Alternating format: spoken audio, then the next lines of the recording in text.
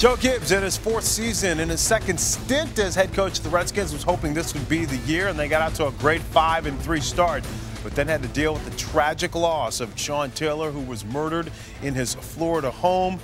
But the Redskins were able to rally remarkably late in the season. Jason Campbell was injured in this crucial game against the Bears right here on NFL Network. Todd Collins stepped in, and who knew? Collins led the Redskins to a victory over the Bears and their final 4 games of the regular season, earning a playoff berth at 9-7. Now, Collins didn't throw an interception during the regular season, but he was picked off twice in the wild card loss to the Seattle Seahawks, ending an up-and-down year for the Redskins. Now, after years of overspending in free agency, Redskins owner Daniel Snyder has been quiet this offseason. Washington re-signed backup quarterback Todd Collins and kick returner Rock Cartwright. They cut wide receiver Brandon Lloyd, who signed with the Bears. With Santana Moss and Antoine Randall as their starting receivers, the Redskins could use some more size at wideout. Washington improving its pass rush last year, but they need to add depth at defensive end to go along with Andre Carter and Phillip Daniels. Washington also needs secondary help following the tragic loss of Sean Taylor. LaRon Landry made an instant impact with the Redskins 1 year ago, starting all 16 games. They had 2 first-round picks in 2005, taking Carlos Rogers and Jason Campbell. Campbell has led the Redskins to an 8-12 mark in 20 career starts. Taylor was selected to the last 2 Pro Bowls. Quarterback Patrick Ramsey is now Jay Cutler's backup with the Broncos. So it's a different vibe in Washington now. Joe Gibbs is out. Jim Zorn is in. And also, the Redskins, usually busy during free agency, they've pretty much laid low. So now we put the Redskins on the clock. With the 21st selection overall, we welcome in John Keim, the beat writer for the Washington Examiner and also a contributor to WarpathInsiders.com. John, they have the 21st pick overall. What do you expect them to do?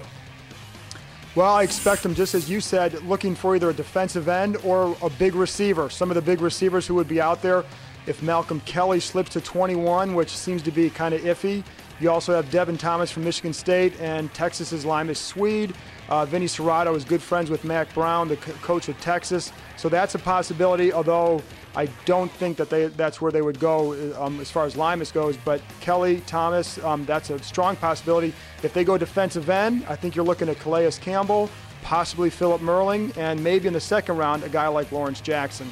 Are the Redskins warming up to the idea, meaning fans, of Jim Zorn being their head coach? Because let's be honest, he was not one of their top selections in the early process of looking at a new coach. Yeah, I think they have. I think there's still going to be a wait-and-see mentality because nobody, not even the players, know what Jim's going to do. He hasn't even addressed the whole team yet, so it's really hard to get a sense of who he is as a head coach. I think for now things are so quiet that the Redskins have kind of fallen off the radar, and that's probably good for Jim Zorn right now, just kind of ease into the job a little bit. But certainly he'll be under intense scrutiny come August when camp gets underway, because these fans are going to be very impatient if this team struggles.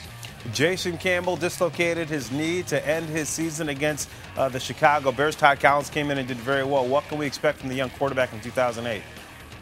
Well, it's certainly Jason's job. Jim Zorn has already come out and said that there will be no competition between he and Todd Collins. I think it'll be interesting to see how Jason runs the West Coast offense. You look at Jason, big, strong, athletic guy, he looks more like a drop back, the classic drop back, deep ball thrower. That does not necessarily fit what the West Coast is about. The West Coast puts a premium on accuracy on the short passes. One thing Jason hasn't been enough of in his first couple years is accurate. So I'll be curious to see how he develops there. People I've talked to around the league do think that he can run this offense and run it well. He did run this as a senior very well at Auburn. And so I think because he's athletic, I think that gives him a good chance to run this style. But he has to make very good, quick decisions. And also Jim Zorn being there should help Jason's development. John Keim, beat writer from the Washington Examiner, we appreciate the time.